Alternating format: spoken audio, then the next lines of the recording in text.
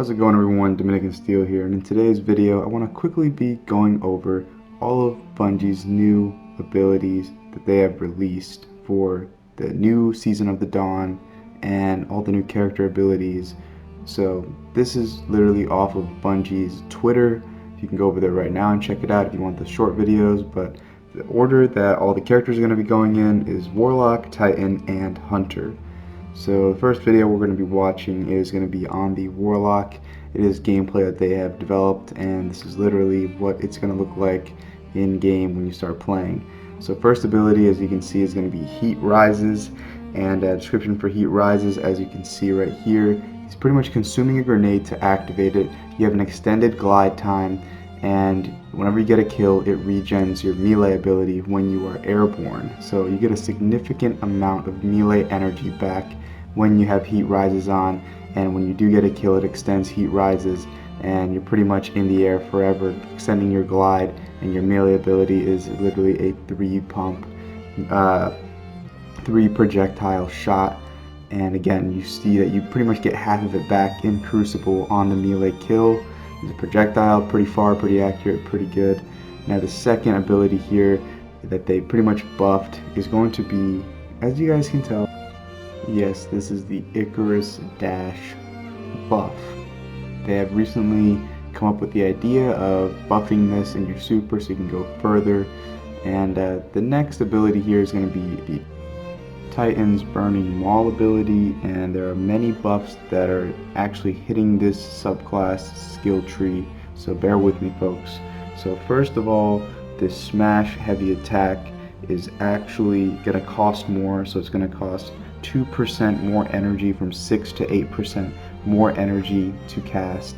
On top of this, it has better tracking now, better air tracking, and as you can see here, Roaring Flames still stacks to ×3, but you're actually getting an increased damage output from each Roaring Flames, so it's a buff to the damage, overall damage. And on top of this, it has better tracking and detonation radius altogether for your heavy attack on your Burning Maul. I really do believe that the icing on the cake for this part of the Burning Maul super is the duration, though, because a 6.5 second duration is pretty good when you have to really go further out and extend your reach to the next available enemy that's going to be spawning in, whether PvE or PvP. Definitely more versatile now than it ever was before. Now, the next display here on the same super for Burning Maul on the Titan subclass is going to be the Spin Light Attack. It's going to cost 2% less energy, from 5 to 3%. And as we can see here, this Ogre is getting absolutely destroyed by this, and Roaring Flames is not even activated at this moment, so it's pretty good damage.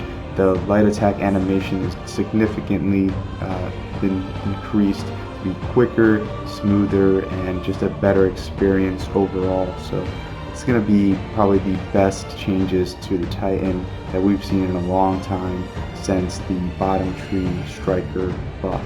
This is going to be reviving this subclass and making it as best as it can be. This is going to be great.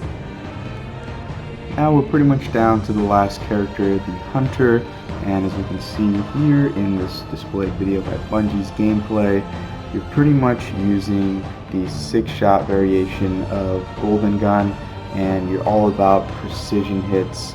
You're pretty much recharging a precision throwing knife.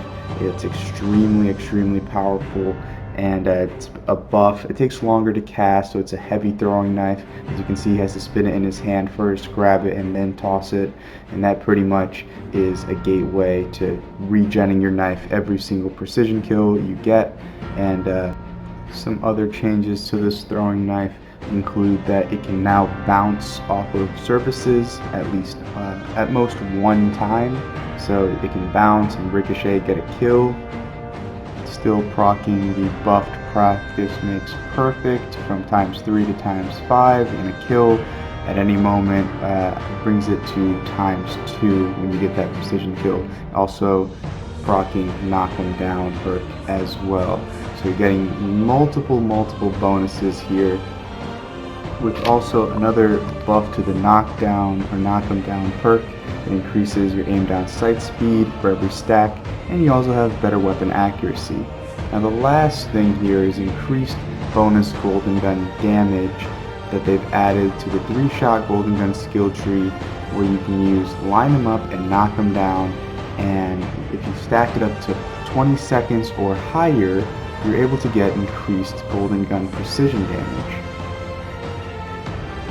This little clip right here speaks for itself. For the last ability, they didn't really explain it, but does it really need any explaining to begin with? So far, what we're seeing here is what we're getting here. For the Hunter's 6-shot golden gun, on the other hand, you're pretty much able to have 2 trip mines. Yes, you're literally seeing it. Fate had to pause the video on this poor dude, this poor guardian just getting destroyed, doesn't even know what hit him. He has the throwing knife, which can be used as a second trip mine and without the laser, so you could pretty much hide it even better than a bouncing Betty on the ceiling. So that's going to be it for me, guys. Hopefully you guys enjoyed this video. If you do enjoy these kinds of videos, I'll definitely keep posting these, so make sure to check out the channel, rate the video, and as always, it's going to be it for me. Peace out.